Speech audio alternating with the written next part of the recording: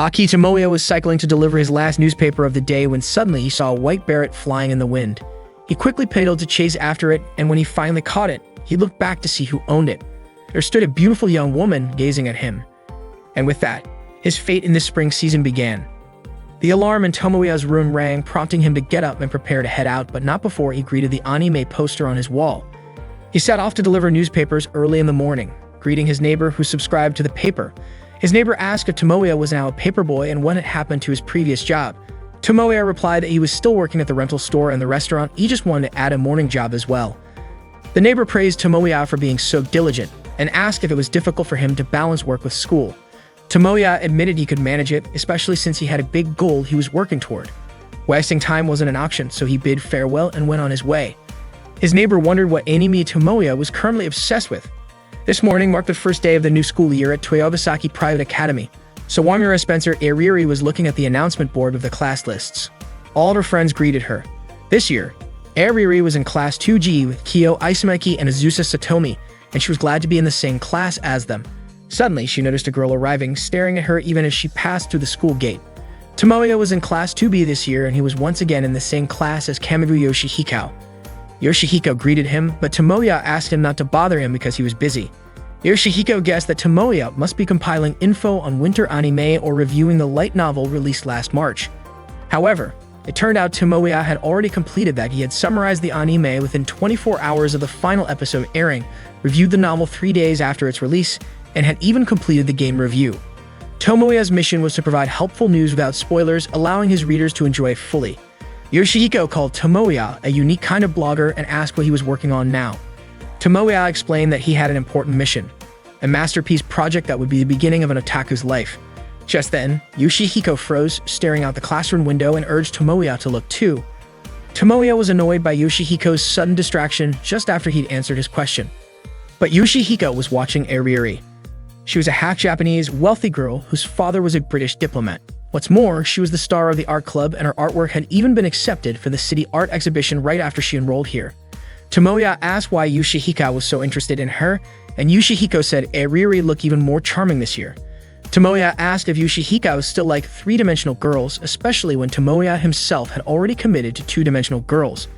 But Yoshihiko pointed out that Ariri was every bit a moe heroine with her pale skin, blonde twin tails, and knee socks, the ideal dream girl from any two-dimensional game.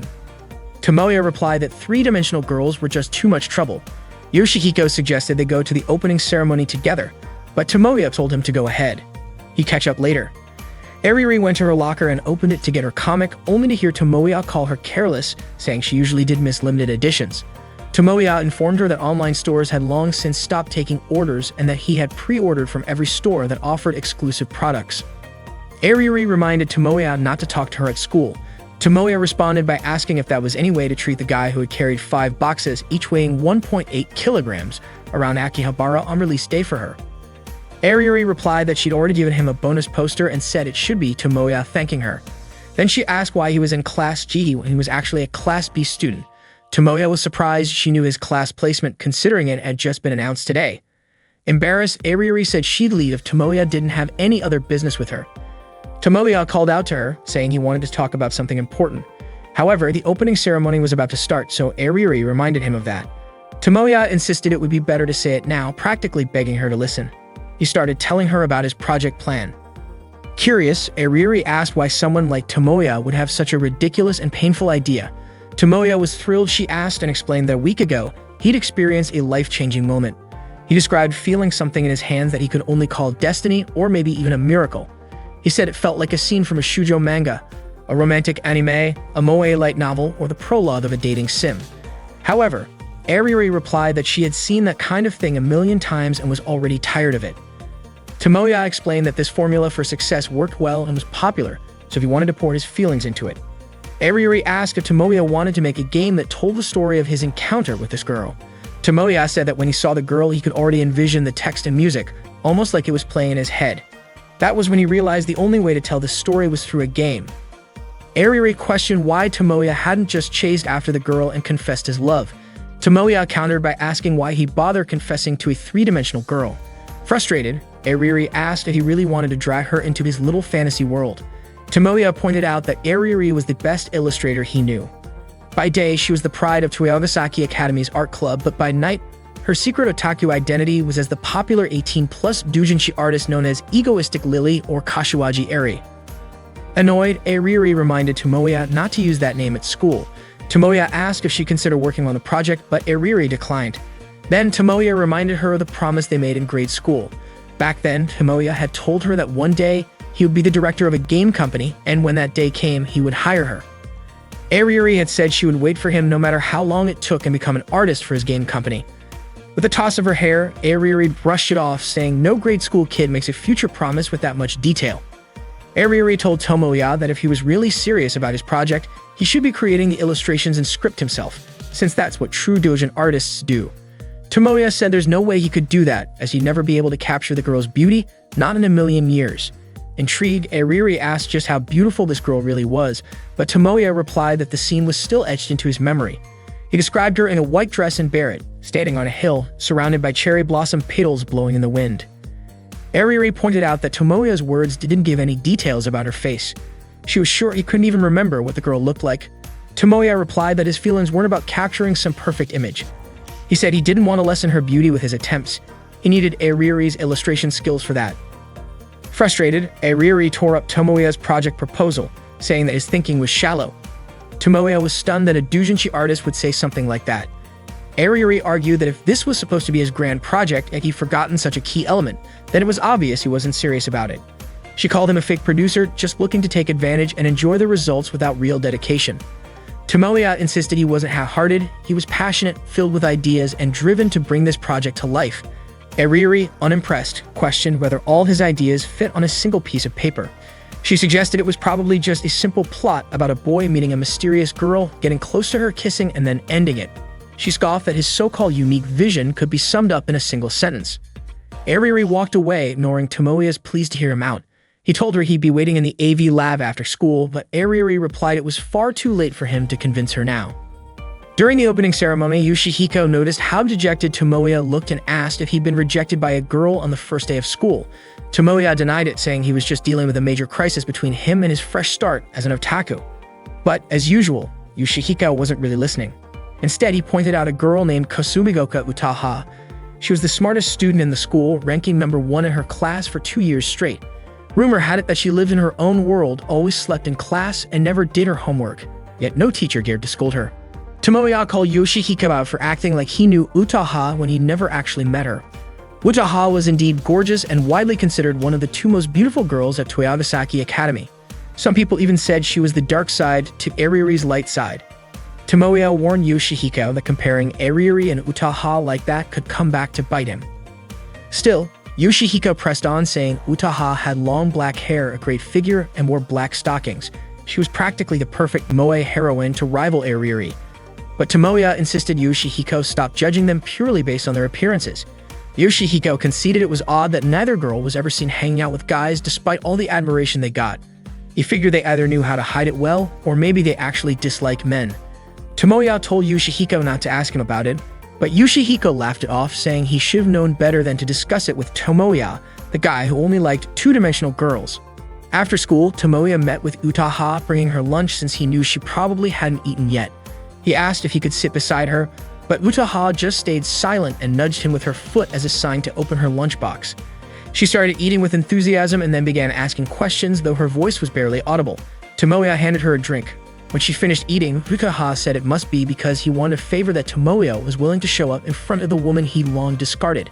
Tomoya asked her not to say things that could give people the wrong idea and asked for her thoughts on his project plan. He admitted he'd never written a script before and would really appreciate her feedback. He then asked for an even bigger favor, saying he'd be thrilled if Utaha would join the whole project. Utaha's reaction, however, took him by surprise. She immediately crumpled the project proposal paper, saying, "Trash is trash, filth is filth, and ashes remain ashes." Tomoya was shocked, especially since he'd written the proposal with all his heart. Utaha told him that his misguided passion, his blatant naivety, and even his perseverance didn't match up to the appeal of his own name. She wasn't willing to give feedback on something she found unworthy. Tomoya asked if his project was really that terrible. Utaha gave a score of 0, saying parts of it were muddled, predictable from the story and source material alone. The worst part, she added, was that the content wasn't even on par with a pirated copy. She told him that what she'd read so far had left her completely disappointed. Tomoya couldn't believe Utaha thought so poorly of his project. She also said she was too busy to indulge in Tomoya's fleeting desire to start a game production studio. Tomoya insisted it wasn't just a whim. He'd always wanted to make games. He wanted to match, even in some small way, the game creators he admired. He reminded her that Utaha had once suggested that he might or might not have what it took to be a game creator. Utaha didn't remember ever saying that and accused him of trying to change the subject with some underhanded flattery. Tomoya was frustrated with her, especially knowing Utaha was the top student at Toyabasaki Academy and actually the famous high school novelist Kasumi Utako, the author of Koizuru Metronome, which had sold over 500,000 copies. Utaha said that since Tomoya knew who she really was, he should know she was very busy. Tomoya mentioned he knew she recently started a new series and congratulated her on it. She thanked him and started to walk away. Tomoya kept pleading, asking Utaha to meet him in the AV lab after school. Utaha, however, couldn't help but regret that he was only asking for her help now. Tomoya continued working on his project proposal, then headed out to meet Ariuri and Utaha. Suddenly, Kato Megumi called out to him, saying that Ms. Asumi asked him to come to the teacher's room to help carry teaching materials to the AV lab. However, Tomoya replied that he couldn't go right now because he had something important to do and that he would take care of it early tomorrow. Megumi then thanked him for retrieving her white beret that had fallen during spring break. Tomoya didn't remember this immediately, since it had been a few days, but then he realized who she was. Meanwhile, Ariuri was waiting in the AV lab. Hearing a noise inside the room, she said that she came not because she agreed with Tomoya's request, but simply because she'd lose sleep if she didn't settle things. Utaha responded by praising her sense of duty, surprising Ariuri, who didn't realize Utaha was there. Shocked, Ariuri yelled, ran up to her, and asked why she was here. Utaha shot back with the same question, asking why Ariuri was there. Ariuri guessed that Tomoya must have asked Utaha to come as well. Utaha admitted that she felt something was off when Tomoya mentioned wanting to make a game, but she hadn't expected him to ask Ariuri to do the character designs. Not wanting to be outdone, Ariuri shot back that Tomoya had asked a gloomy girl like Utaha to write the script.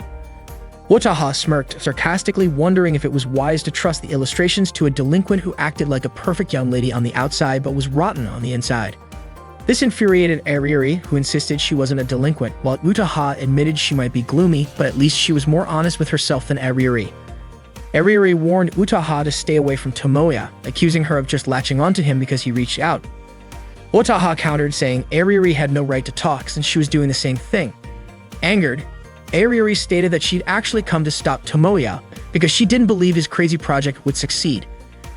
Utaha casually remarked that if Ariuri felt that way, maybe she shouldn't have come in the first place. Deciding to leave, Ariuri asked if Utaha was planning to stay and entertain Tomoya's wild fantasies.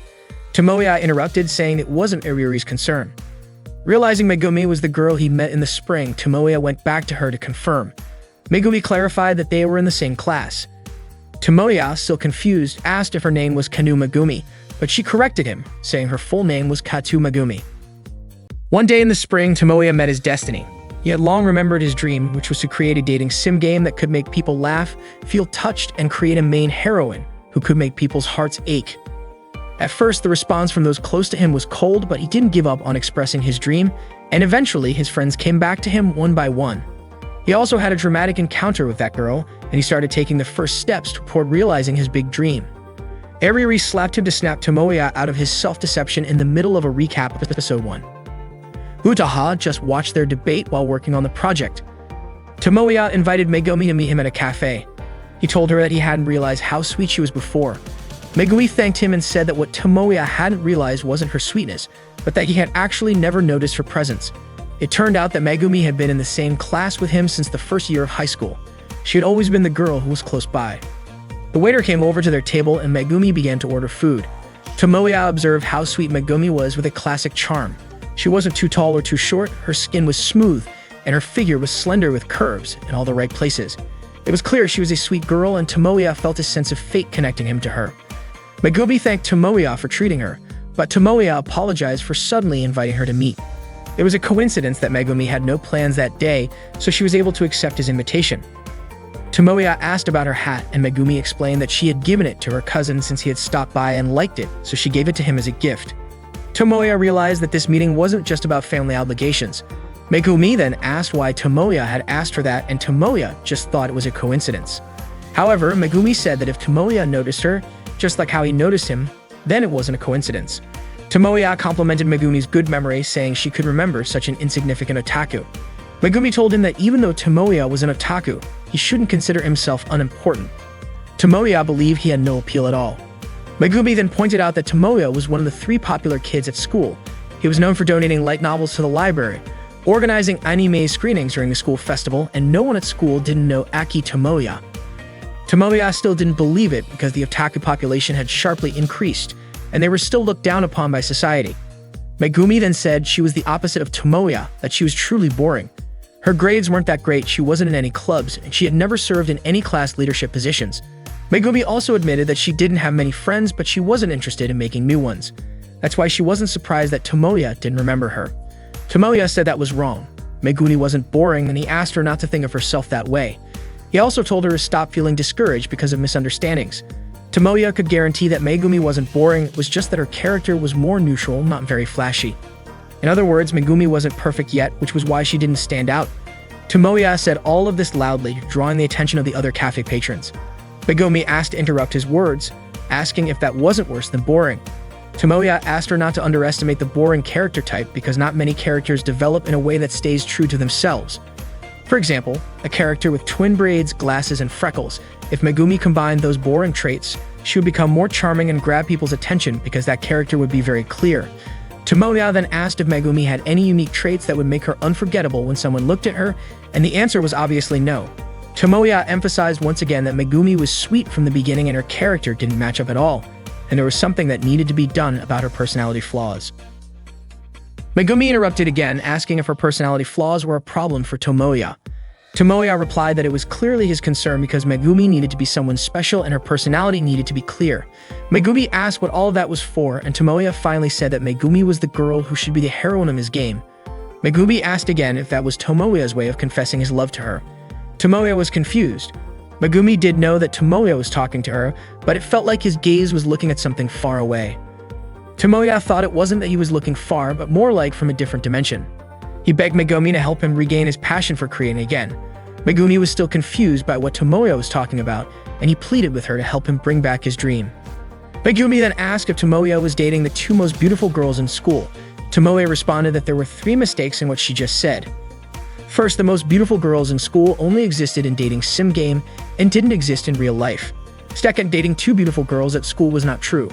And third, the biggest mistake was that a 2D otaku like him could have a 3D girlfriend. Megumi asked then who the girl outside the window was to Tomoya. It turned out that Eriri and Utaha were watching him from outside the cafe window. They then joined Tomoya and Megumi at their table. Megumi asked why Eriri and Utaha were here. Tomoya said that if Megumi recognized them, things wouldn't be so complicated. Megumi recognized both of them as the 2 most beautiful girls at Toyogasaki Academy. Tomoya asked Megumi to stop mixing up dating sim game with reality. But Megumi said that now she was with 3 famous people from Toyogasaki Academy. She felt like just a speck of dust among them. Tomoya told her that although Eriri and Utaha might seem intimidating, they weren't that bad. Even though they had foul mouths and bad personalities, they were otaku on a much higher level than him. Tomoya introduced Eriri and Utaha as members of his game circle. Eriri was the illustrator and Utaha was the scriptwriter. Megumi still didn't understand any of this. Utaha then said that she didn't understand it either and immediately stepped on Tomoya's foot, saying that this was how a guy who had made plans with a girl ended up hanging out with another girl instead. Tomoya introduced Megumi as the newest member of the circle and the main heroine of the game they were going to create. Megumi said that she had just learned about all of this and Tomoya assigned her a role in the project. Eriri stared at Megumi, making Megumi ask Tomoya why Eriri was staring at her. Tomoya told her not to worry about it because that's just how Eriri looked at people. Eriri then realized that the girl Tomoya had been talking about all this time was Megumi. She didn't even care if Megumi was his girlfriend, a fellow otaku, or just a friend looking for some benefits. Megumi was shocked by Eriri's sharp attitude. Tomoya explained that this was Eriri's true nature, and she was just pretending to be innocent at school. Eriri kicked Tomoya and told him not to talk like he knew her so well. Tomoya asked her not to start a fight with someone she had known for years. They continued arguing, which made Utaha tell Eriri to stop embarrassing herself, but Eriri ignored her. Utaha reminded them that it could become a problem if a Toyogasaki student was seen here and referred to Eriri as mispretending to be innocent.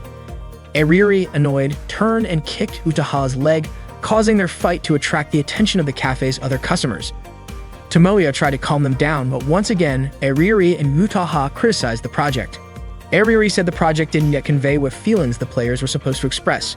Utaha even suspected that Tomoya still couldn't picture what he actually wanted to create. Tomoya responded saying that Aririri and Utaha were speaking as though they were the creators. They both simultaneously declared that they were creators.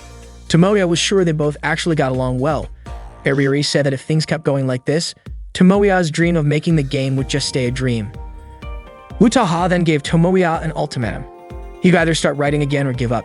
Aririri suggested that Tomoya should just give up, and Utaha saw that Tomoya was almost heartbroken over the gap between his dreams and reality.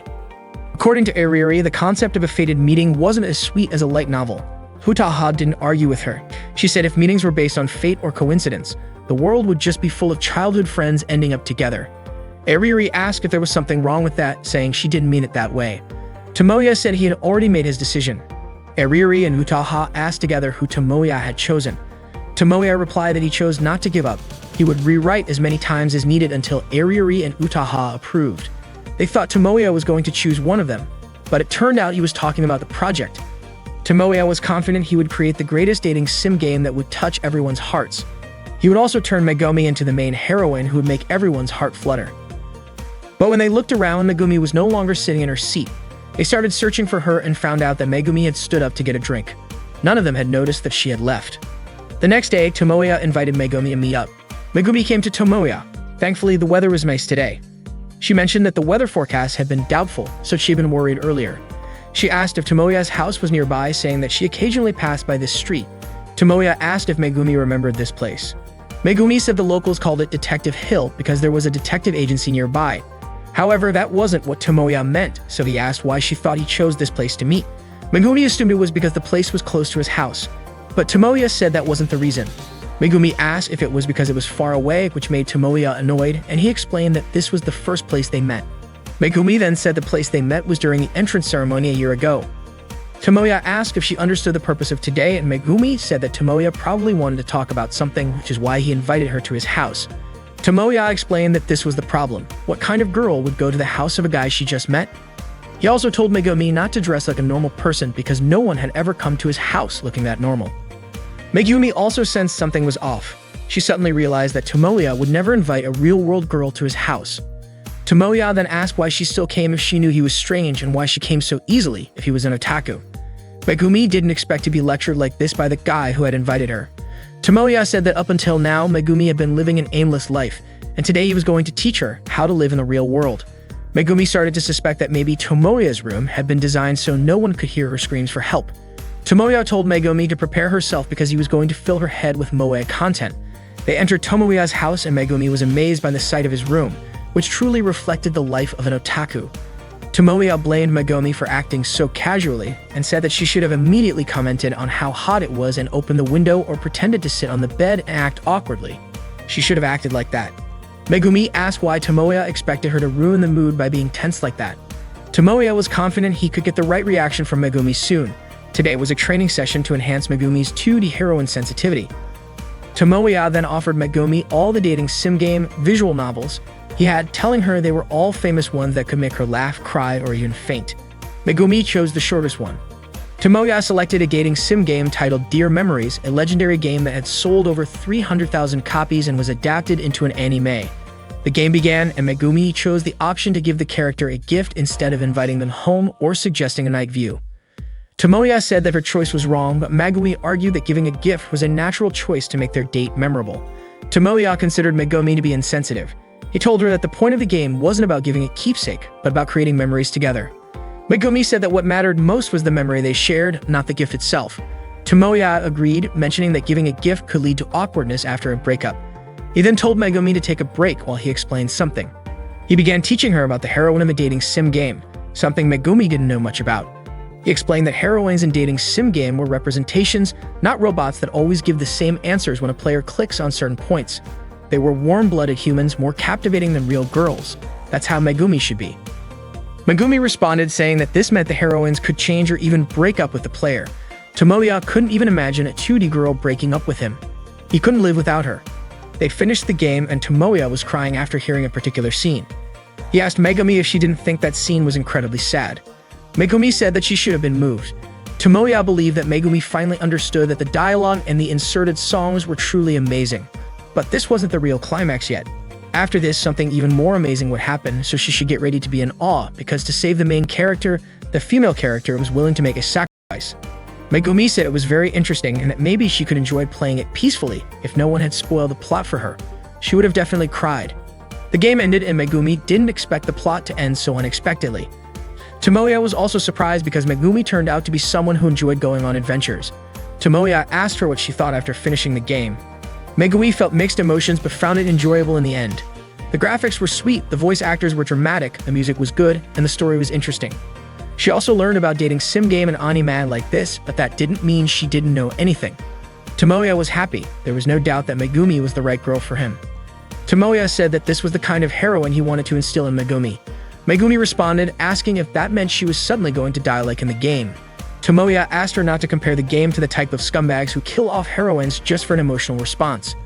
But it seemed like Megumi didn't quite understand. Tomoya explained using a metaphor, no great weapon is made carelessly and critiques shouldn't make someone lose their way. Instead, they should look at the bigger picture with clear eyes. He also suggested considering the most captivating interpretation for the players. Suddenly, Tomoya remembered the criticisms from Eriri and Utaha. He realized that he himself was the one who didn't understand. Tomoya thanked Megumi because, thanks to her, he had learned the most important lesson of all. After that, Megumi said her goodbyes to head home. But Tomoya told her that there was a sequel to the game. And this was the beginning of the story, the birth and rise of it. He wouldn't spoil the plot and quickly set up the game again. However, Megumi said it was probably already midnight and the game wouldn't be finished by then. Tomoya replied that his parents were out of town for a picnic, and since it was Saturday and the next day was a school holiday, he insisted Megumi stay over. He begged her to stay and help him become a true man. Megumi was, of course, shocked. She said she called her parents to let them know she'd be home late. Tomoya asked if Megumi was sure because in this situation, he wouldn't dare take responsibility if anything happened. Megumi replied, asking if they were going to stay up all night playing the game.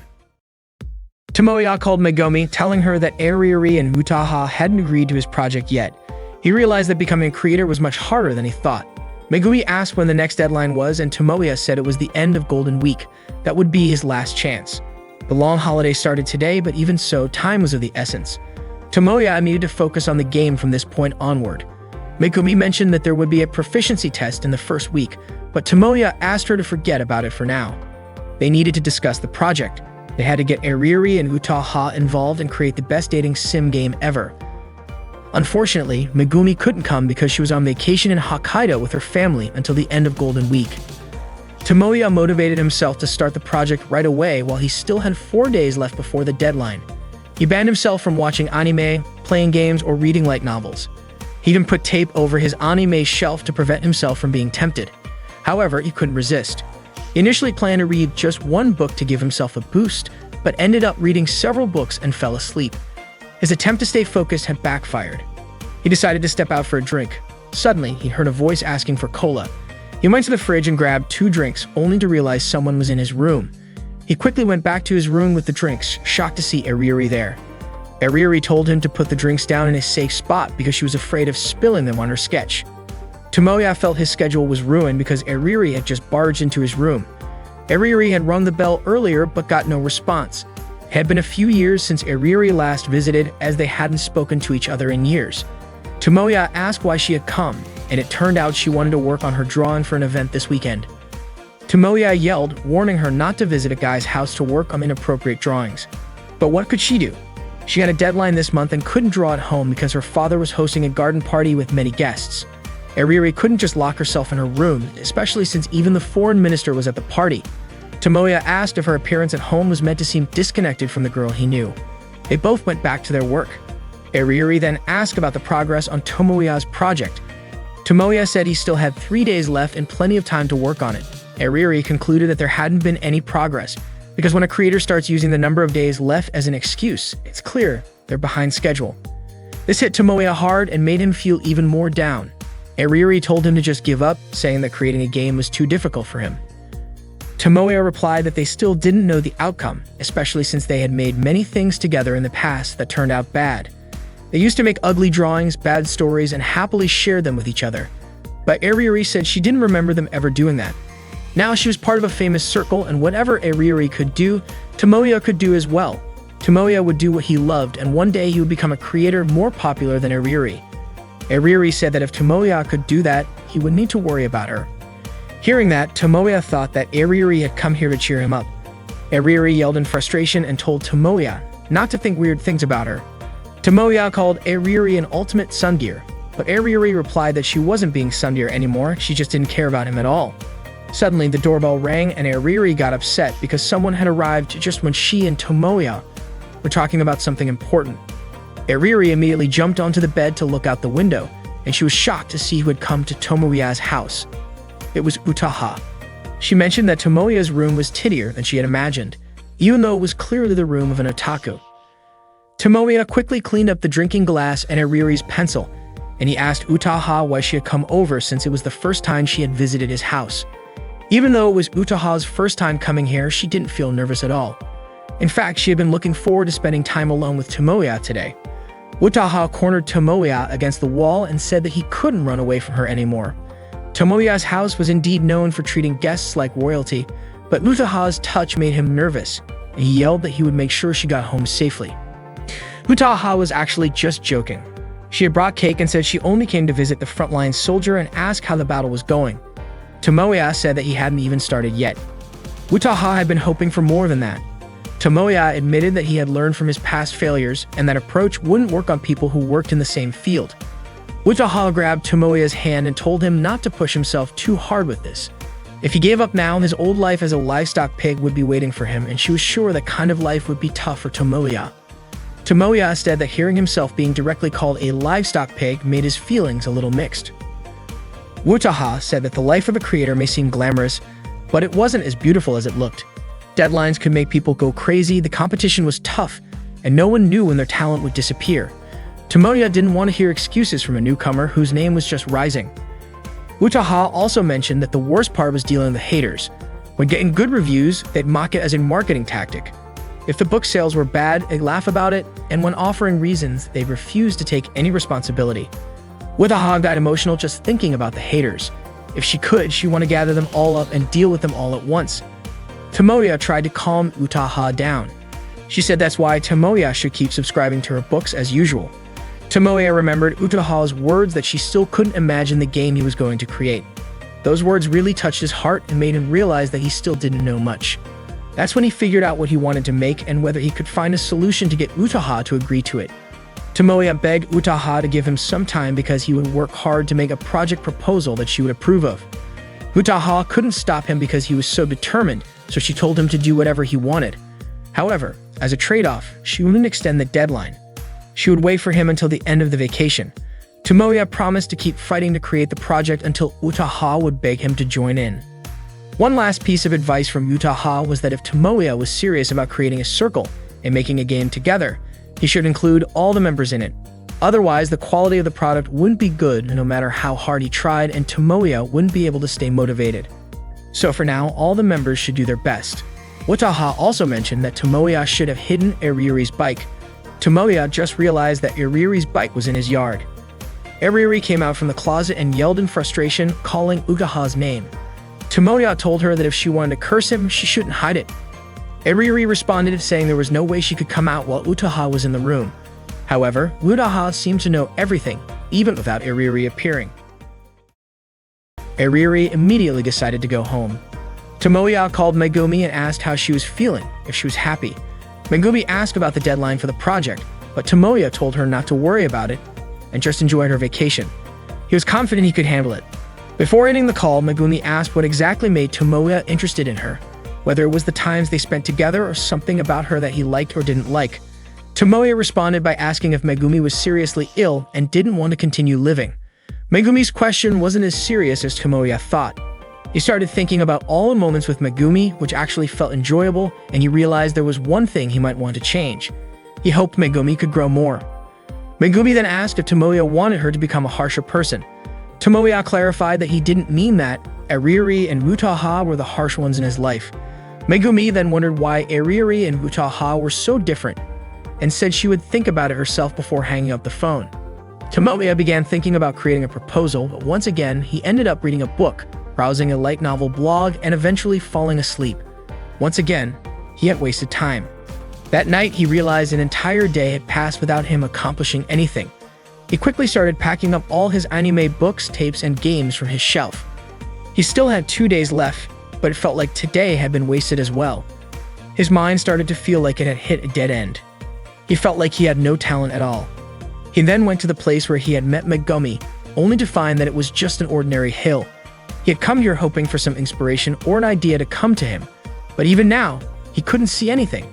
No cherry blossoms in the air, no heroine in a one-piece dress standing at the top of the hill. Tomoya started wondering if maybe his dream was coming to an end. His dream had started here, but could it really end here? Suddenly, Megumi threw her hat in front of Tomoya, and cherry blossoms started blowing through the air. She said it had been a long time since they last met. Tomoya called out Megumi's name, and Megumi remarked that it was unlike him to recognize her. Megumi walked toward him and picked up her hat. Tomoya asked what she was actually doing. Megumi put the hat on and called Tomoya by his real name. She then asked if the kind of meeting Tomoya was hoping for was something like this, whether in an anime, a game, or a light novel. She also asked if this was how the girl Tomoya's dreams would talk, behave, and fall in love. She questioned whether she passed the test, asking if she could be the heroine of the story Tomoya was trying to create and if she could help him. Tomoya felt nervous and asked if Megumi wasn't supposed to be in Hokkaido right now. She replied that she had come back early, actually 3 days ago. She didn't expect the deadline to fall on the last day of the long holiday, so she decided not to go. Tomoya was surprised that Megumi would miss her family vacation for something so trivial. Megumi explained that if she didn't help him, Tomoya would keep nagging her. Tomoya felt bad and suggested that Megumi could have stopped by after her trip. But Megumi thought she wouldn't be of much use at a meeting. She had returned because she wanted to join the circle's activities to stay motivated. It wasn't just her. Ariuri and Utaha had been a big help too. Ariuri had even redesigned a dress, making it as close to Tomoya's taste as possible, with a more mini, shy, and 2D concept.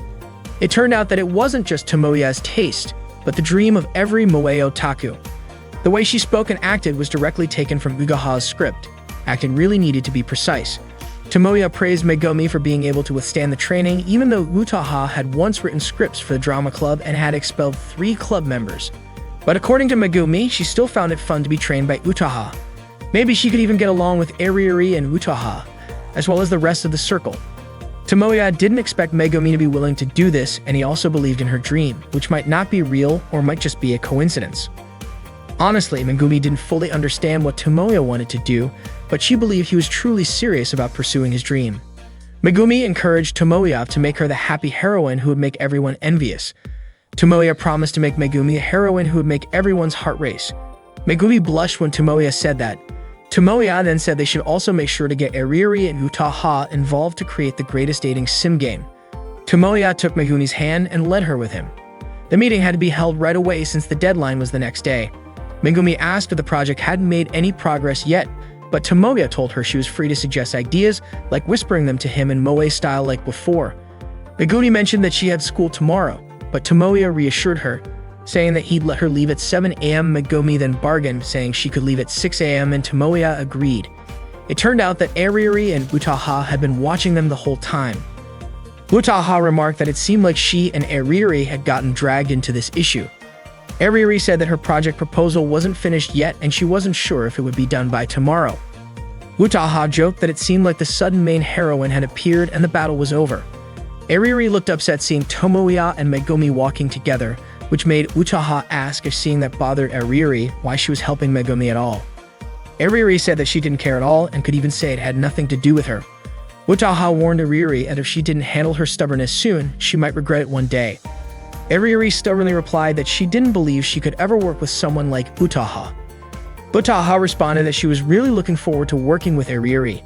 Ariuri remained stubborn, saying she didn't want to work with a writer like Utaha. Suddenly, Megumi turned around and waved at them, but Ariuri just stuck her tongue out at her. Today, Utaha's manager Machida Sonoko called her to let her know there was an interview scheduled for tomorrow. Utaha agreed to do the interview, saying she had made progress on the storyline for her new book. Sonoko, however, questioned whether Utaha's words could be trusted. Utaha then asked if she had ever lied to her. Sonoko admitted that while Utaha had never lied about her books, when it came to deadlines, Utaha lied nearly every time. Utaha used this as a reason to withdraw her earlier statement about being available for the interview tomorrow. She said she wouldn't be able to make it. Sonoko pleaded with Utaha, explaining that the exclusive interview about Kasumi Utaku's Utaha's pen name latest book would be featured in several pages of the upcoming issue of a magazine, and it had already been announced in the previous issue. However, Utaha remained firm, saying she worked on paper, not in front of others. Sonoko understood, even though she had already made arrangements and thought Utaha would be pleased. Then Sonoko said something that shocked Utaha so much that she accidentally bumped her foot into a chair. Meanwhile, Megumi was riding the train with Tomoya. She mentioned that she had finished reading a light novel called Koisaru Metronome. Tomoya was surprised and asked her what she thought about it. Megumi said that because of the novel, she had been sleeping less, she couldn't relax until she finished reading it. At first, Megumi thought light novels were only for guys, but this one made a woman cry. Tomoya felt proud of her, and Megumi asked if she could keep all the light novels. Tomoya said she could, since he had given them to her for free. He even still had 2 more sets, one for him to read and one for his collection. Megumi was really happy, and Tomoya promised to buy her more when she ran out of books. Although Megumi wasn't used to the life of an otaku, she couldn't believe that Utaha was the one who wrote this book. Tomoya confirmed that it was true. When people think of a high school girl being a light novel author, they usually picture something typical of the genre. But when they see Utaha at school, no one would guess she was a romance novel author. This meant Utaha really kept her character in check, and Tomoya told Megumi that she should learn a lot from Utaha. Megumi, however, said that it was impossible for an ordinary person to be the smartest student and a successful novel author at the same time. Tomoya was confident that it wasn't just God-given talent, but Utaha had also worked hard, sweating blood to get to where she was. He even considered Utaha to be his god. Megumi understood that Tomoya was a huge fan of Utaha. He couldn't wait for her next book, and this time he hoped there would be an anime adaptation. Megumi was also curious about the plot, wondering if it would have a love story similar to Koisaru Metronome. Tomoya said he would ask Utaha about it, but Megumi doubted Utaha would reveal something so important, since talking about it might be considered unprofessional. Tomoya fell silent upon hearing Megumi's words. Megumi then asked why Tomoya's reaction seemed like it triggered some past trauma. Tomoya assured her that he hadn't been hurt in any way and asked Megumi not to misunderstand. Megumi didn't want to go any further into the topic. Tomoya said that today would be the day he could ask Utaha everything he wanted. Today, Tomoya was about to interview Utaha, but Utaha asked him what all this was about. It turned out that a week ago, Tomoya had received an email from Utaha's assistant editor offering a job. Sonoko explained that since Utaha was shy around strangers, reluctant to work with others, and quick to get emotional, a typical news writer wouldn't be able to interview her. That's why Sonoko thought Utaha might be more willing to do it with someone she knew. Utaha said she just wanted to go home and sleep. Tomoya immediately stopped her, begging her to agree to the interview. Utaha repeated that she was shy, hard to work with, and easily irritated. Tomoya agreed with her and let her start walking away. But then he quickly apologized, admitting that he had mixed politeness with his personal opinions. Tomoya had guessed Utaha wouldn't want to do it, but when he found out it was an opportunity to learn more about Utaha's new book before anyone else, he couldn't turn it down. Sonoko suggested that Utaha just accept it, pointing out that it was just a small request from a writer who had already sold 500,000 copies of her book. Utaha was shocked that Sonoko, as a grown woman, would tarnish the workplace by bringing an amateur into it like that. Eventually, Utaha agreed to do the interview with Tomoya. He began the interview, which would be featured in Undead magazine. Regarding her new book series, Tomoya asked if this new series would be similar to Koisaru Metronome, which was set in Wago City. Utaha confirmed that she had intentionally made it similar. Tomoya then asked if that meant the new book was connected to the previous one in some way, like if it would take place at the same school or feature the same characters. Utaha started to feel sleepy and only answered with one word, possibly. Tomoya reminded her not to fall asleep after just 30 seconds of the interview. Utaha couldn't hold back her sleepiness because she had stayed up late working on the plot for her new series. However, Sonoko pointed out that she was the one worried because Utaha hadn't made any progress despite staying up all night and hadn't even written a single draft. Utaha then fell into a deep sleep. The table was now covered with various energy drinks to keep Utaha from falling asleep again. Tomoya continued with his questions. He mentioned that the continuation of Utaha's book Koisaru Metronome was highly anticipated, but it seemed like Utaha was under pressure because of the high expectations. Utaha simply said one word, no. Tomoya clarified, asking if she meant that no matter how much her life changed, it wouldn't affect her work, and she would continue to give her best. Utaha said that honestly, she wasn't sure her new series would sell as well as her previous one, purely because of her own abilities. Tomoya asked if it was because of the support from her readers that made Koizuru Metronome a hit and hoped that everyone would like her new series. Utaha remained indifferent in her response. Tomoya then praised Utaha for her outstanding involvement, saying it was the key to her success. However, Utaha responded that it was because of Tomoya that Koizuru Metronome sold so well. Tomoya insisted that his actions didn't have much of an impact. Sonoko, however, pointed out that Utaha's statement was half true because there had been a significant boost in sales after the book was featured on Tomoya's site. They had originally planned to summarize the book in volumes 2 or 3, and it had never even been posted, let alone reprinted. Honestly, the book wouldn't have appeared at all if it weren't for the hardcore fans of Fantastic Bunko. Tomoya quickly asked them not to reveal such details, adding that the publisher was at fault for not doing their job properly. Utaha agreed, especially since Fushikoa Shoten was indifferent to newcomers. Sonoko confirmed this, saying their sales department was completely unenthusiastic. Tomoya was feeling confused about what he would write for the interview results. He was also getting exhausted from conducting it and suggested speeding things up. Utaha, noticing how long they had been there, remarked that the interview didn't seem to have much substance. Tomoya explained that it was because the interview was difficult to work with. Utaha, on the other hand, blamed Tomoya for trying to understand her unpleasant comments. Tomoya then suggested wrapping up the interview with one clear answer. He asked Utaha to tell the readers what she hoped for in order to finish the next series. Utaha became more serious and said that she had recently brought her best work, Koizuru Metronome, to a happy ending. As a woman, she had no personal connection to it, but she was lucky to have the chance to try something new, thanks to the support of readers who had backed a book written by a complete beginner. To repay her readers, she would do her best in her next project, and even more so, she really hoped for continued support from them. Utaha then asked Tomoya for his opinion on her answer. Tomoya praised her, saying that her gratitude was reflected in her books. He said that was the Utaha he knew. Utaha reminded him to write projects in the plural form for future work, as it meant she got 2 projects to handle. Tomoya was surprised to hear that Utaha would be joining his project. She mentioned that she would be joining Tomoya's circle next week and told him to get ready because she didn't want anyone slacking off. Utaha also expressed some concern about whether Eriri would join. Tomoya thanked her and Utaha added that he should be ready to work with her. Tomoya grabbed Utaha's hand and said that in his life, he would never do anything to ruin her. Sonoko suddenly woke up and called them both to start a meeting to discuss work priorities. Tomoya was startled and asked since when Sonoko had woken up and started paying attention to them, especially since it was already late at night. Sonoko replied that they were used to working late. Tomoya then realized how tough life in publishing could be. Meanwhile, Eriri was standing in front of the AV lab. She said to herself that she had already decided whether she would join or not, but she knew Tomoya couldn't do it alone and thought maybe she could lend him a little help. Suddenly, Utaha spoke up. Eriri was surprised to see Utaha there as well. Tomoya told her she was late, even though they had already started earlier. Eriri shouted, asking how Utaha had arrived before her. Utaha calmly replied that everyone had been told to gather there at 2:30 p.m., and it was Eriri who was late.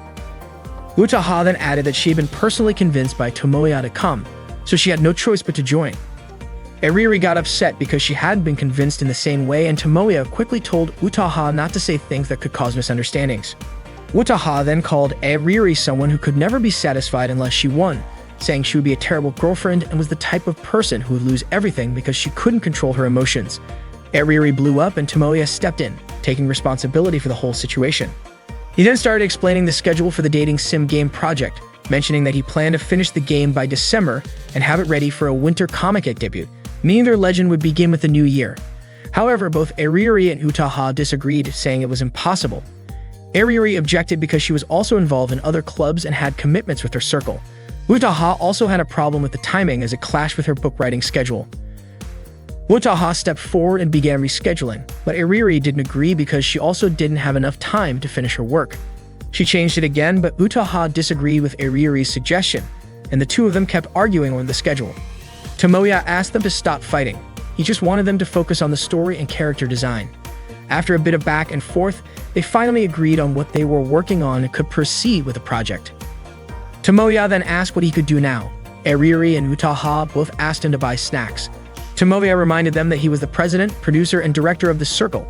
However, Eriri insisted that Tomoya should focus on designing the characters, and Utaha also suggested that he focus on the plot, script, and everything else. In the end, Tomoya gave in and went to buy the snacks. Suddenly, Utaha remembered something important. The key to the project's success was raising funds for expenses like DVD production, packaging, manuals, printing costs, and more. The estimated total could range from 100,000 yen to 1 million yen. Tomoya was shocked to hear that because no high school student had that kind of money. However, Ariri argued, explaining the details of the costs at Comic-Con, starting from book sales, printing fees, and profits. Similarly, Utaha explained the breakdown of her first book sales, printing costs, and royalties she earned. The amount was considerable, and Tomoya asked if they had already filed a tax return. Seeing that Tomoya seemed overwhelmed by the budget, Utaha offered to lend him the money, but not for free, and assured him it wouldn't come with high interest. Utaha only asked for a small favor in return. Tomoya moved closer and Utaha was about to whisper something, but Ariri quickly separated their heads, which had been close together. She was upset and hit Tomoya. Utaha said that financial issues couldn't be avoided, and someone had to know how to handle them. Ariri yelled at Utaha to stop pretending, saying that wasn't the issue she had with her. The two of them started arguing again over this, and Tomoya intervened. He wondered why fighting seemed to be a regular thing in their circle. He told them he would do something about the money issue, but in return, Ariri had to be serious about drawing moe characters, and Utaha had to write a script that could make people cry. They agreed to their respective tasks. Suddenly, Megumi asked what she was supposed to do. That was when the three of them realized that Megumi was also in the room. The next day, Tomoya woke up early. He was working hard to meet his goal of raising 1 million yen, and he was confident he could exceed it by creating a dating sim game with the help of all the circle members. Tomoya started his day delivering newspapers, then worked as a laborer carrying heavy items. After school, he worked at a rental shop and a restaurant. He believed that he could make Megumi the best heroine ever and impress everyone. While Tomoya was working at the restaurant, he was surprised to see Megumi walk in with a guy to have dinner at the place where he worked. Megumi was just as surprised to learn that Tomoya worked part-time there. Tomoya asked about the guy, calling out Megumi for being heartless toward him. At school, Megumi explained that the guy was her cousin. The day before, her whole family had visited, but the parents went out to do something, so instead of waiting around, she went out to dinner with her cousin. Megumi had no idea that Tomoya worked at that restaurant, even though Tomoya had visited it once a month. Tomoya was still upset. He had told Megumi that she needed to stand out more, but he didn't mean in a bad way like that time. He asked if she understood her current position. Megumi realized that she was just a second-year high school student with no noticeable presence dragged into an otaku circle at school. Tomoya said that was the old Megumi before she changed. The real Megumi was the heroine with pure beauty, the kind that could make people's hearts flutter. Megumi didn't know how to respond. Tomoya continued, explaining that a heroine exists for the protagonist, someone who would never do anything bad. She would never leave him for another guy. Megumi was confused by Tomoya's words, especially since the guy from last night was just her cousin. Tomoya pointed out that it was exactly because he was her cousin that it was a problem. Tomoya then shared a story from a dating sim game he once watched. A long time ago, when the heroine visited her grandmother's house, she sprained her ankle. Her cousin carried her home, and the two of them ended up walking back late at night, crying and becoming a bittersweet love memory. Tomoya pleaded with Megumi, saying she might find it unreasonable, annoying, or downright stupid, but he didn't want to see her with her cousin again. At the very least, Megumi should be a heroine who was only there for the protagonist, until the game was finished. Megumi apologized and told him that she and her cousin were going on a trip this weekend. Today, Ariri and Megumi are starting to work on their dating sim game project. Ariri asks Megumi to show an expression as if she's offended. Megumi, looking a bit confused, is then instructed by Ariri to imagine a situation where she has a date planned, but the guy doesn't show up and she has to scold him. Ariri even demonstrates the expression herself. However, Megumi replies that such behavior doesn't happen in real life, and so their circle's activities officially begin today. Tomoya is in charge of preparing snacks for the group. He notices Utaha typing "ah" repeatedly on her laptop and realizes it's her way of signaling that she wants to be fed. Tomoya complies, feeding her a snack which Utaha eagerly eats. She then types more as a request for another bite, and Tomoya feeds her again. Meanwhile, Tomoya occasionally glances at Ariri and Megumi, who are engaged in a discussion. Ariri asks Tomoya to buy her a new pencil because hers is broken. Turning back to Megumi, Ariri asks if she can manage to make a frustrated expression. She then instructs Megumi to imagine channeling all her anger into her temples. Megumi tries but still can't quite pull it off. Ariri then switches tactics, asking her to make a foolish expression. Megumi cycles through all the expressions she can muster, but none of them seem to satisfy Ariri. Frustrated, Ariri complains that Megumi isn't able to express any emotions typical of manga characters, and she's at a loss for how to handle it. Megumi, equally unsure, suggests that she wants to learn how to improve on her own. She stands up, walking around while reciting lines that Ariri had demonstrated earlier. Ariuri admits she's never faced a challenge this difficult before. She muses that if Megumi truly can emote, they could just make her play a character like Ayanami Rie. But Megumi's personality is too soft and half-hearted for that kind of role. Tomoya agrees, pointing out that Megumi's expressions are so subtle that her neutral face is her most distinctive feature. Ariuri is almost ready to give up, lamenting that she's never encountered someone so difficult to work with. Tomoya reminds them that they're on a tight deadline for the character design. Ariuri asks if they should have a meeting at Tomoya's house this weekend to get everything finalized. Suddenly, Tomoya asks Ariuri if she's ever been on a date. The question takes Ariuri by surprise. She presses her pencil so hard against the paper that it scratches deeply, startling Otaha into dropping her laptop. Ariuri yells so loudly that Tomoya wonders if his question was too serious. Ariuri scolds him, saying that hearing a question like that from an otaku like Tomoya could give someone a heart attack. She sarcastically asks if Tomoya is trying to ask her out. Unfortunately for Ariuri, that's not what Tomoya meant at all. He explains that it's just a gaming strategy exercise, imagining scenarios like reluctantly accompanying someone to the mall to shop for clothes or other girly items. He asks if such outings count as dates. Ariuri declares that she wouldn't go in the first place because malls are too crowded. She adds that if she needs clothes, she can just order them online or have a coordinator bring them over. Tomoya tells her to drop her spoiled, ikikomori rich girl attitude and presses her to think about what she'd do in such a situation. Tomoya insists that Ariuri might have useful insights since she's good at hiding her true nature at school. Realizing he's gone off topic, Tomoya apologizes for his strange comments and asks her to forget about it.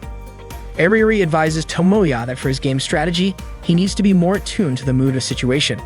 She suggests observing interactions carefully, keeping the conversation flowing naturally, and if all else fails, just faking a smile.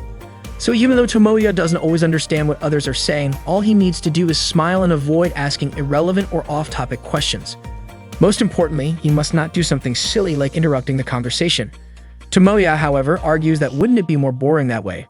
He believes it's better to dive deeper into the topic while still having a one-on-one moment. Ariuri dismisses this as just a casual homegrown game strategy and insists Tomoya should stick to his otaku zone.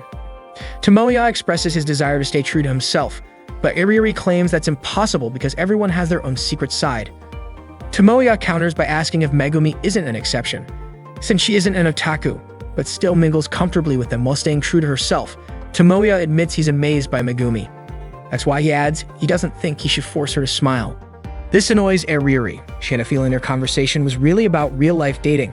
She accuses Tomoya of planning to ask Megumi out and implies he's using Ariuri as a backup. Feeling deceived, she says she's done. But Tomoya clarifies that he just wants to go shopping, to the opening sale at Rokutenmo Mall. To Ariuri, though, that still sounds like a date. Tomoya suddenly asks, does that still count as a date even if it's with your cousin? This leaves Ariuri completely baffled about what Tomoya is getting at. Suddenly, the sound of Utaha laughing fills the room. She's typing away furiously, apparently struck with inspiration. Utaha exclaims that the plotline has come to her, excitedly narrating a scene she's just written. Tomoya and Ariuri exchange glances. Ariuri comments that moments like this often arise during creative processes, calling it the dark side of being a creator. Tomoya asks Ariuri if Utaha is simply getting carried away, to which Utaha, still full of energy, declares that Tomoya must be punished immediately. Meanwhile, Megumi continues practicing her expressions late into the night. The next day, Utaha hands in the fruits of her all-nighter. She stayed up to finalize her storyline. Tomoya praises her for her effort. Megumi seems genuinely surprised that Utaha managed to produce so much content in just one night. Ariuri points out that's probably 5 times the size of Tomoya's proposal. Tomoya admits Ariuri's jab stings, but he can't deny that Utaha is amazing for pulling it off. Utaha, however, requests that Tomoya read it first before giving his opinion, then says she wants to take a nap. Without another word, she falls asleep on the bench. Tomoya begins reading her script aloud. It starts with the protagonist Azumi Seiji, whose family is forced to move to the outskirts of town because of his parents' work. He transfers to a new school, and on a hill covered in falling cherry blossoms, he has a fateful encounter with a girl. Megumi asks who will design the protagonist. Ariuri answers that she'll base his face on the most handsome man she can imagine. Tomoya continues reading. The next day, Seiji meets the same girl again, and it turns out they're in the same class. The girl's name is Kano Meguri. Slowly but surely, the distance between them closes until they confess their feelings to one another. Tomoya remarks that the character feels similar to Megumi, but with a bit more emotional pull. However, Meguri's personality starts to change. Her strange obsession with Seiji begins to surface, accompanied by subconscious fears and memories from before her birth. Concerned about her behavior, Seiji confronts Meguri and suddenly, she says something unexpected to him. Tomoya asked Megumi to read Meguri's dialogue. Megumi complied and began reading the scene, where it turned out Meguri called Seiji Big Brother. Tomoya continued narrating the story. Meguri started recalling her past life of forbidden love and a family tragedy. Each time Meguri remembered those memories, a series of events unfolded between her and Seiji. Eventually, a foe from their shared past emerged to stand between them. Tomoya suddenly yelled out because what happened next was absolutely crazy. Driven by their resolve to protect one another and defeat their enemy, the two lovers ended their sibling relationship. Megumi commented that siblings falling in love doesn't happen, but Tomoya argued that it absolutely does in the world of 2D. Eriri agreed with Tomoya and urged Megumi to take it more seriously. Tomoya continued reading. The fight finally ended, and the two broke the chains binding them to their past, embracing their forbidden love as they faced an uncertain future together. He then asked Megumi to read Meguri's lines again. Eriri remarked that even if they had a script, if the acting was half-hearted, it would still feel empty. Megumi apologized, admitting she wasn't used to 2D-style behavior. Wataha woke up and asked Tomoya what he thought about the storyline. Tomoya said it was genuinely interesting and felt completely different from her previous works. He praised the tension and shocking twists as truly remarkable. Eriri chimed in, pointing out that the heroine being a reincarnated younger sister and also a yandere wasn't too far off from Wataha's usual style, but she admitted it was decent. Megumi commented that the setting felt a bit rigid. Wataha responded by saying it seemed like no one had any real objections and asked if this could be considered the final concept. Eriri agreed, saying she needed to finalize the character designs, so it would be better if the plot was locked in. Tomoya acknowledged that the storyline was intriguing, but he needed more time to think about its ending. Eriri grew irritated, arguing that it should be good enough as it was, especially since everyone, including Tomoya, had already said it was interesting. But Tomoya disagreed. He admitted the story was engaging and exceptional, but said it still didn't feel satisfying to him. Eriri, now frustrated, claimed that subjective critiques like his wouldn't help anyone improve. Tomoya admitted he was at fault and wished he could explain himself better. Even so, he insisted that in its current state, he couldn't call it his work. This infuriated Eriri further, and she snapped, telling him he should just write it himself then. Wataha intervened, warning that if Eriri said things like that, the project would fall apart. There are things a director should never say to a creator and vice versa, and Eriri had crossed that line. Eriri, feeling even more irritated, asked who she was even doing all this for, but Wataha coolly replied that it was certainly not for her. Wataha then walked out. As she passed Tomoya, she remarked that once again he had given her an answer. Afterward, Megumi suggested postponing their plans to go to Rokutembo Mall, pointing out that Tomoya wasn't in the right mindset. She thought it would be better to go another day. However, Tomoya insisted they should still go on their date tomorrow, and it seemed Eriri overheard him from outside the room. The next day, Tomoya and Megumi went to Rokutembo Mall together. The mall was packed with people and the lines were long, but Megumi found the whole experience enjoyable. Tomoya, on the other hand, felt uneasy. Megumi asked him if the crowds were making him feel sick. Tomoya admitted he could handle it for now, but only because it wasn't a gathering of otaku under someone's command. Tomoya then asked if the overwhelming chaos didn't bother Megumi. She replied that whether it was normal or not, it was just casual chatter to her. Then the mall doors finally opened. Tomoya pushed his way through the crowd to enter. Once inside, they found a bench and sat down, both feeling utterly exhausted. Tomoya apologized, pointing out that they had queued since early morning only for him to suggest taking a break. However, Megumi was the one who apologized instead. Tomoya couldn't understand why people couldn't line up properly. He found it especially frustrating that the mall staff merely monitored the crowd from the front and back without trying to manage the chaos. Many shoppers cut in line without hesitation, and to top it off, the sheer number of couples in the crowd was overwhelming. Tomoya grumbled, clearly annoyed at all the normal people present. Megumi pointed out that technically, by being there together, she and Tomoya were also contributing to that number. Tomoya called this the baptism ritual of Rokutembo Mall. Megumi, not understanding what he meant, suggested it might be better to visit the mall a month after its opening. Tomoya disagreed, saying the situation would likely remain the same. He clarified that it wasn't the number of people present, but their attitudes. He compared it to Japan's largest queues, saying they weren't nearly this chaotic. There, no one would cut through corridors, take shortcuts on escalators, or push ahead in line. Everyone respected the system, and the enthusiasm of the participants ensured the event's success. Megumi deduced that he was referring to comic-related events. Tomoya corrected her, saying it wasn't just comic-related. It was the comic market, or Comic-It, held twice a year in the summer and winter. He explained it was Japan's and possibly the world's largest doujinshi sales event, drawing over 500,000 attendees. Yet Megumi still described it as comic-related, much to Tomoya's chagrin. Seeing Tomoya's passion light up as he spoke, Megumi remarked that he seemed to have recovered his energy. Tomoya retorted that he had never witnessed chaos like this at Comic-Con, even though it had 10 times the number of attendees. He reflected that the key was to see everyone as part of the same Otaku tribe or fellow hoarders of cherished collectibles. Tomoya then asked Megumi which stores she wanted to visit and began marking them on the mall map. Megumi asked if he was sure he could handle it if she named all of them. Undeterred, Tomoya started mapping out and connecting their shopping route. As Tomoya meticulously planned their itinerary to make things easier, Megumi told him there was no need to overthink it. They could just wander and visit stores as they came across them. But Tomoya refused to let this shopping trip devolve into an aimless battle. With determination, he declared that they would win this game by sticking to his carefully plotted route. They successfully made their first purchase at the initial store on the list. However, Tomoya decided to change their route when he learned that the next store had a 2-hour wait time. Megumi thought this meant they would skip that store altogether, but Tomoya assured her it was too soon to give up. He explained that the current congestion was likely due to limited edition items only available that day. Once those items sold out, the crowd would probably thin out. Megumi couldn't believe how much thought Tomoya put into what seemed like an ordinary shopping trip. Tomoya explained that the frustration of not being able to buy something you've been eagerly anticipating is the same, whether you're an otaku or just a regular person. Megumi nodded in agreement. They continued to the next store. Although Tomoya was visibly tired, he kept cheering Megumi on. As the day wore on, the mall grew even more crowded, making their progress more challenging. Still, Tomoya encouraged her, saying that their timing would work out if they kept moving forward. At one point, Megumi accidentally bumped into someone and nearly fell. Thankfully, Tomoya quickly grabbed her arm, steadying her. He told her firmly not to let go of him. Battling through the dense crowd, Tomoya held on to Megumi as they made their way forward. Finally, they reached the last store on their list. Both of them felt a wave of relief and joy. Megumi was amazed that they managed to finish everything in just one day. She thanked Tomoya for all his effort. However, Tomoya brushed off her gratitude, saying that the exhaustion he'd felt in the past was far worse than this.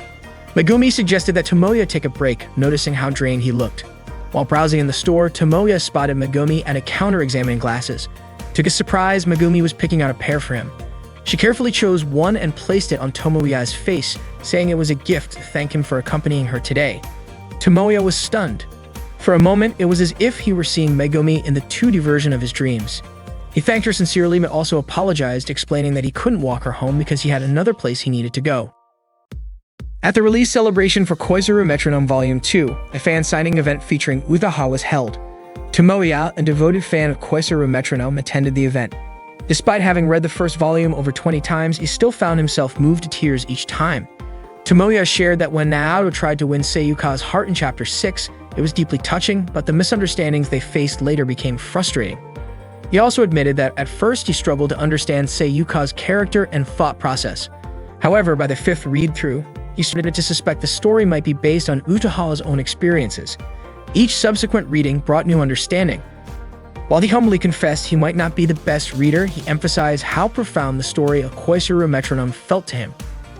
Utaha then asked if Tomoya was a student at Toyamasaki High School and instructed him to call her senpai. Later, Tomoya tried calling Utaha, but she didn't pick up. Sonoko, noticing the incessant ringing, asked why Utaha wasn't answering her phone. Utaha casually responded that she didn't need to answer it. Tomoya, realizing she was probably upset with him, hurriedly ran to a cafe. Sonoko then asked Utaha if the caller was Tomoya. Utaha questioned why Sonoko would think that, especially since she had mentioned him all day. Sonoko pointed out that Utaha had been avoiding the topic all day, which only made it more obvious that Tomoya was on her mind. Utaha firmly denied it, stating she wasn't thinking about him, had no interest in him, and didn't even want to talk to him. In a prior encounter at a cafe, Tomoya had woken Utaha, who had dozed off at the table, and asked if she found him boring. Utaha explained she had been working overtime because of looming deadlines, including the plot for her 4th book. Tomoya used the opportunity to bring up the cliffhanger ending in the 3rd volume, calling it cruel.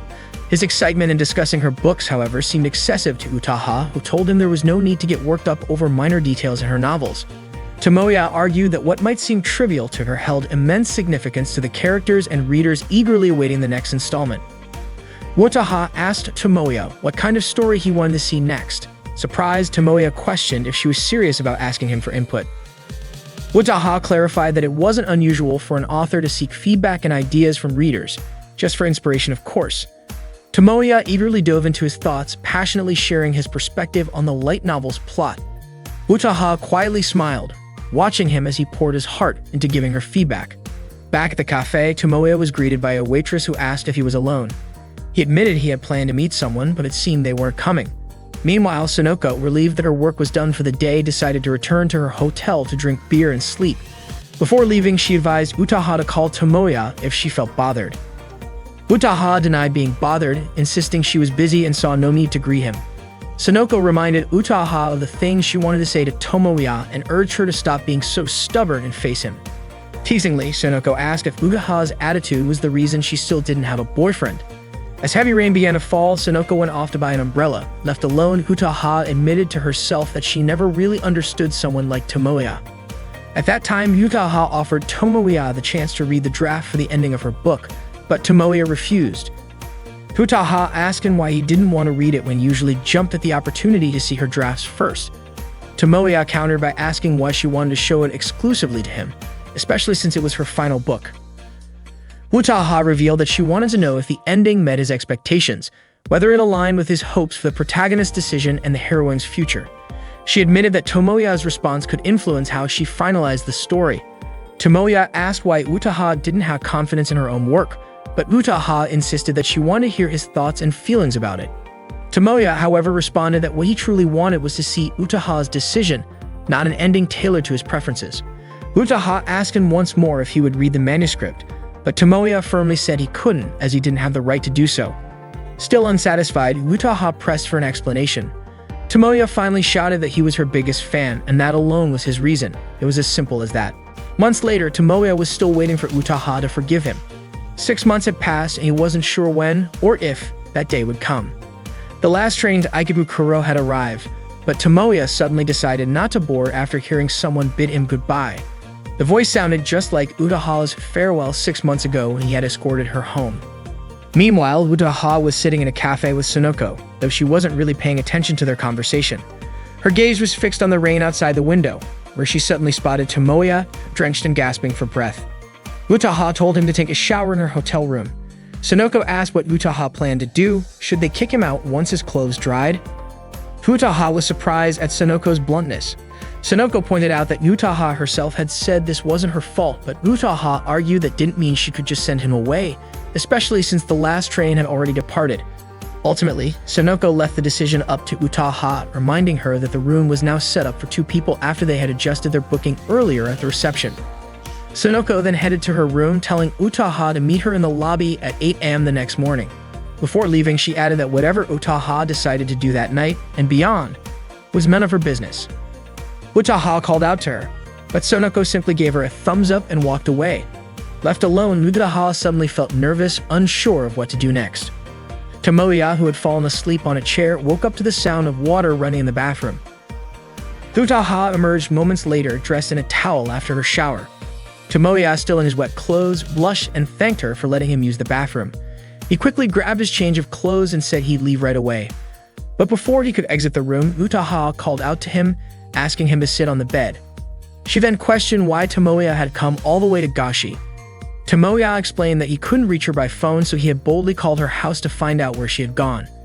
He mentioned that Utaha's mother must have been worried about her high school-aged daughter, but Utaha corrected him.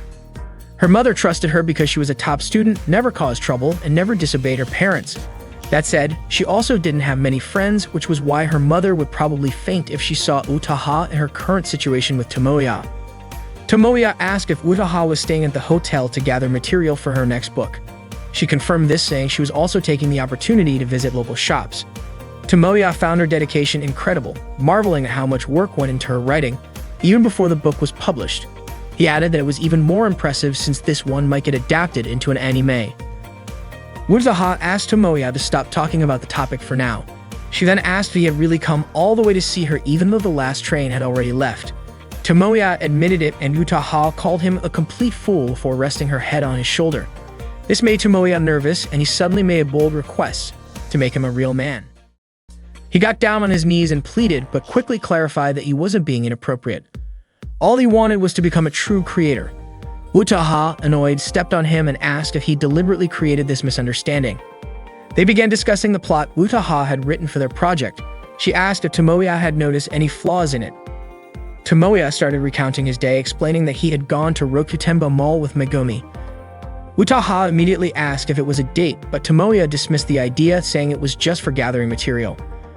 Utaha kept staring at him intently, prompting Tomoya to ask her to let him finish his story. He explained that the mall was packed with a chaotic crowd and he had started feeling unwell just before they went inside. But instead of getting upset, Megumi showed genuine concern for him, just like any decent person would. She even waited for him to recover before they continued. After that, they explored the shops together, and she went along with all of his odd ideas, turning their time together into something fun. She even gave him a gift to thank him, but then Tomoya had left her behind to come see Utaha. Despite this, Megumi had smiled as she watched him leave. Utaha asked if Megumi might have been a little annoyed deep down. Tomoya confidently said no because Megumi was genuinely kind. Utaha sighed and asked what she was supposed to do after hearing him shower Megumi with praise. Tomoya said that's why Utaha's story needed revisions. He had even marked the spots that needed changes. He acknowledged that her plot was incredibly compelling, with a grand scale that felt like a masterpiece, but he argued that it needed adjustments. Utaha pointed out that they were supposed to be even now, so why bother revising it? Tomoya explained that his earlier perspective had changed. If left as is, the main heroine, Meguri, wouldn't be happy. Utaha disagreed, stating that Meguri had accepted her destined path before her reincarnation and had always remained loyal to her beloved older brother. She asked why Tomoya thought she wasn't happy. Tomoya challenged her, questioning if that was really the kind of happiness Meguri would have wanted. He argued that searching for past memories to save her previous life wasn't necessarily the future Meguri desired. Moreover, would the players enjoy seeing Meguri discard the joyful memories she had created up until now? Utaha yelled, asking if it was so wrong to be trapped in the past. Tomoya calmly replied that it wasn't wrong, it was just one option. On one hand, he liked that idea, but on the other, he loved the simplicity of being with Megumi, a normal girl with no extraordinary connection to him. He believed players would enjoy Meguri's character in the game and her daily life, which was already fulfilling. That's why he wanted her to abandon her fate and return to a normal life. He envisioned a route that focused on classic romance rather than the burdens of her past destiny. Utaha asked if such a route would truly be more interesting. Tomoya confidently said yes, believing that Utaha could develop something even more captivating. He wanted more time to grow closer to Meguri, to have their friends get sick of seeing them together, to go on dates, exchange meaningful looks, kiss. And since it was an all-ages game, leave it at that. Utaha then asked Tomoya if he thought they should just forget the story they had built so far, saying it would be pointless to remain shackled to the past.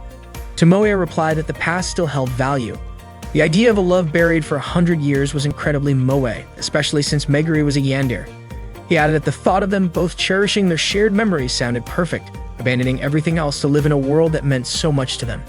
However, he reminded Utaha that the story had to remain all ages, so it could only go as far as a kiss. Utaha called Tomoya indecisive. Tomoya chuckled, saying that's the charm of a true dating sim game protagonist. Utaha sighed but began revising the story, asking for feedback on some sample lines she had written. Tomoya suggested making them even more unique. Utaha admitted it was the first time in her career she'd received such feedback. Tomoya explained that if Utaha made the character as plain as possible, players would be caught off guard when a drastic change occurred and the character suddenly became sweet. Utaha understood the appeal of a gap moe. Tomoya continued, explaining that the character could return to being plain after the sweet moment, leaving players feeling as if there was no sweetness at all. Utaha called such a character ridiculous, but Tomoya insisted that people like that really exist in real life. Utaha, however, was reluctant to admit that a main heroine could have such a personality. The two continued discussing until 5 a.m. As the hours dragged on. Utaha began to type furiously, her frustration seeping into her work. She even shouted while typing, leading Tomoya to wonder if she had been possessed by a yandere little sister. Utaha kept yelling, swept up in the intensity of the story she was crafting. Tomoya tried to calm her down, but she snapped at him, asking if it was so wrong for a writer to fall in love with their own work. Didn't writers pour their hearts into their stories for the sake of their fans? Tomoya replied that it wasn't wrong, but those words should come from the main character, not the writer. By morning, Utaha was preparing to leave. She woke Tomoya and cheerfully said good morning, then mentioned that she had a full day of work ahead. Tomoya sympathized, saying it must be tough being Utaha.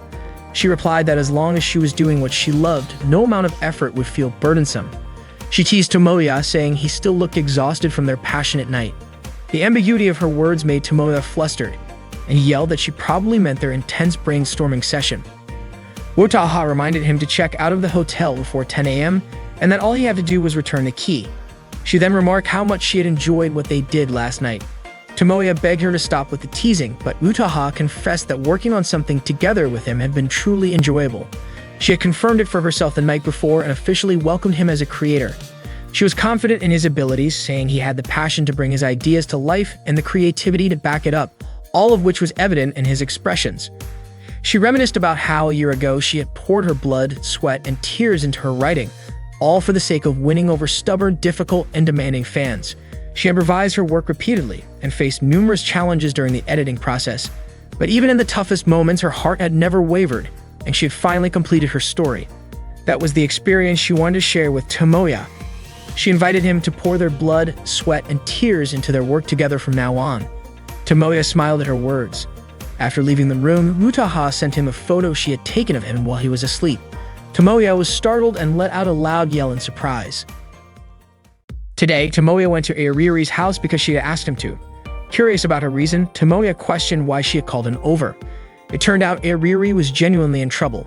Tomoya teased her about speaking with an English accent, despite her English grades being worse than his. Airiri revealed that she was running out of time to finish the script for the upcoming summer comic market. Tomoya had a feeling that was the issue and criticized her for getting into such a predicament. However, Airiri blamed him for dragging her into a chaotic situation that delayed her progress. Understanding her frustration, Tomoya promised to take responsibility for it.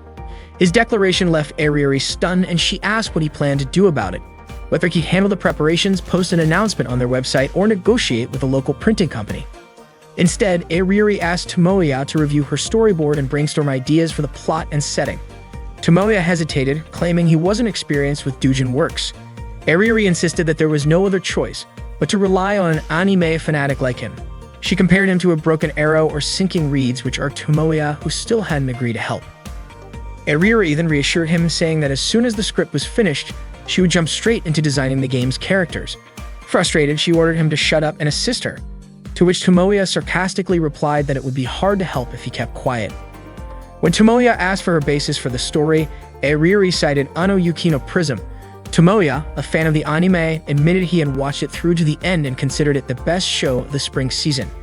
Airiri, who learned about it from Tomoya's blog, used this as leverage to secure his help. Tomoya begrudgingly agreed, though he remarked that he might not be able to refuse her request anyway. When Tomoya asked about her vision for the story, he suggested an emotional epilogue between Kohai, the protagonist, and Mui, the main heroine. But Airiri declared that her idea centered around an intimate ending involving Kohai and Mariko, the childhood friend. Airiri, an avid Mariko fan, found Mui too perfect and doll-like, and she felt that Yue's storyline was overly forced. Tomoya disagreed, arguing that Airiri was missing his point. He criticized her for incorporating explicit content just to sell the doujin, but Airiri defended the choice, claiming it wouldn't sell otherwise. Tomoya was shocked to learn that Airiri's parents supported her work and even participated in creating similar content, making it clear that her doujinshi pursuits were a family tradition. Airiri dismissed his concerns, emphasizing that doujinshi should no longer be looked down upon. To help with the story, Airiri asked Tomoya to embody Kohai, the protagonist, and rehearse a romantic confession to Mariko. The two began acting out the script, and as they followed the dialogue, Tomoya suddenly questioned why Airiri had changed into an outfit resembling Mariko's. Airiri clarified she was simply getting into character and told him to stop overthinking it. Tomoya begrudgingly resumed, but Airiri insisted he continue with more enthusiasm. The situation grew more awkward when Airiri, in character as Mariko, delivered a bold line asking Kohai to ruin her and make her feel unforgettable. Tomoya froze, his gaze unintentionally lingering on her. Overwhelmed, he abruptly stood up and backed away, prompting Airiri to urge him not to stop mid-rehearsal. Despite the awkwardness, they eventually managed to finish the scene. The next day at school, Tomoya approached Megumi to have a conversation with her. Utaha, who was nearby, overheard their discussion. Tomoya wanted to address something important with Megumi, and he bluntly told her that she didn't understand anything about character building.